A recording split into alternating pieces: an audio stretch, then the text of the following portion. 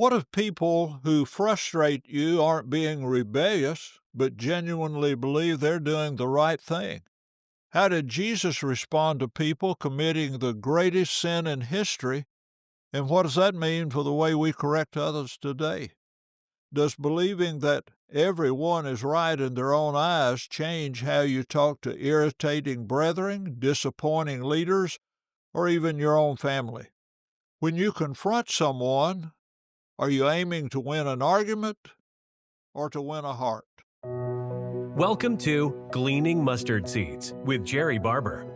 Mr. Barber is a preacher, a ventriloquist, a barefoot runner, and writes 2 blogs. When Jerrie communicates, he encourages people, try not to learn very much. Find a mustard seed. In the next few minutes, try not to learn very much. Look for something you can do to move a mountain, remove a stumbling block, or provide a stepping stone for yourself or someone else. And now, here's Jerrie with this week's mustard seed. Why in the world would anybody do that? Anybody in their right mind ought to know better than that. They aren't honest. How I answer the question in my mind determines how I approach someone to confront and correct them. If they aren't in their right mind and aren't honest, I may not be working with good soil, but I may be a poor judge of someone's heart. Proverbs 21 verse 2 has been helpful to me as a beginning point in evaluating bizarre behavior.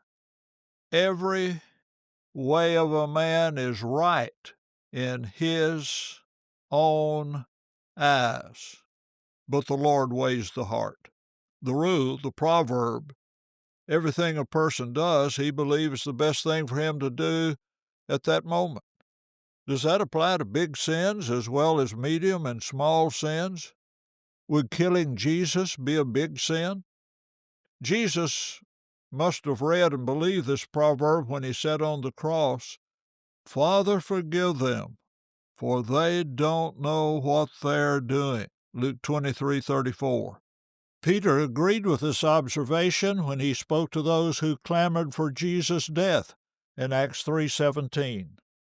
"Yet now, brethren, I know that you did it in ignorance, as did also your rulers." Paul was sure of the same principle, applying it to the same people in 1 Corinthians 2:7 and 8. "But we speak the wisdom of God in a mystery, the hidden wisdom which God ordained before the ages for our glory, which none of the rulers of this age knew, for had they known, they would not have crucified the Lord of glory." If I believe what Jesus, Peter, and Paul said, it will moderate how I talk with people who do and teach things that aren't true, brethren who irritate me, elders who disappoint me, preachers who don't act like preachers, weak brethren who fall, strong brethren uninformed on some things, my children, my spouse. How do I minister to those who don't know what they're doing? Number one, teach them as I want to be taught when I don't know what I'm doing. Matthew 7:12. "So whatever you wish that others would do to you, do also to them, for this is the law and the prophets." Have you or I ever done anything we thought was right, the best thing to do, but later discovered it was wrong? How did you want to be treated? I don't want to be insulted, degraded, and treated like a dishonest person. I can explain and share what I've learned without inferring that they're stupid because they haven't already understood this. When Peter told the people on Pentecost, they changed their minds and changed their ways. Number two, show them by example, especially when I'm very irritated by their actions. Often when I'm overly irritated with someone, it's when they remind me of something I haven't realized yet. Number three, learn from them. We compliment someone when we recognize that everything they do isn't wrong. I do myself a favor when I realize that, because some things others do or say may be wrong. Everything they do or say isn't wrong. It's okay to admit that and learn from what they do that's right. Having the mind of Christ, I am to value others better than myself. Number 4, suffer for them to help them. Jesus prayed for people who didn't know what they were doing. I don't think his prayer was answered then. For some, it was answered at Pentecost when Peter gave them the correct information on what they had done wrong, which they thought was right. But Jesus' suffering on their behalf on the cross made possible the blessing Peter promised to those who accepted. It wasn't the first time Jesus didn't get what he asked for. When we serve others, we often do more than having ready answers to Bible questions with much heat and a little light. Number 5, be patient. I won't fix everything in 15 minutes. Some people are slow learners. Peter had several opportunities to understand that there is no partiality with God and shouldn't be with him. Number 6, some people learn when they see someone else doing what they're doing. When David heard about a sheep stealer with Nathan's help, David saw David as he was. Listen to 2 Samuel 12, 1-13 from the Message. But God was not at all pleased with what David had done and sent Nathan to David.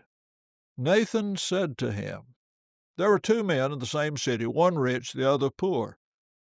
The rich man had huge flocks of sheep, herds of cattle. The poor man had nothing but one little female lamb which he had bought and raised it. It grew up with him and his children as a member of the family. It ate off his plate and drank from his cup and slept on his bed. It was like a daughter to him. One day a traveler dropped in on the rich man. He was too stingy to take an animal from his own herds or flocks to make a meal for his visitor. So he took the poor man's lamb and prepared a meal to set before his guest. David exploded in anger. As surely as God lives, he said to Nathan, the man who did this ought to be lynched. He must repay for the lamb 4 times over for his crime and his stinginess. You're the man, said Nathan. When you talk with someone, what are you aiming for? It'll make a difference in what you hit. Thank you for listening to Gleaning Mustard Seeds with Jerrie Barber. If you found a mustard seed, send a text or email with the link to a friend. This podcast was brought to you by Jerrie Wayne Barber, sales manager with AmeriPro Roofing. AmeriPro Roofing has been around since the year 2000 and has had an office in Franklin, Tennessee for the last 10 years. We have installed well over 200,000 roofs nationwide and are excellent at replacing roofs, gutters, and siding. We are reasonably priced and outstanding at working with your insurance, which helps minimize your out-of-pocket expense. If you would like a free inspection of your roof and other exteriors, please call Jerrie Barber at 931-628-3390 for an appointment in Middle Tennessee. AmeriPro Roofing. Standards through the roof. Thank you for listening. Jerrie looks forward to next week as we continue to collect and plant mustard seeds.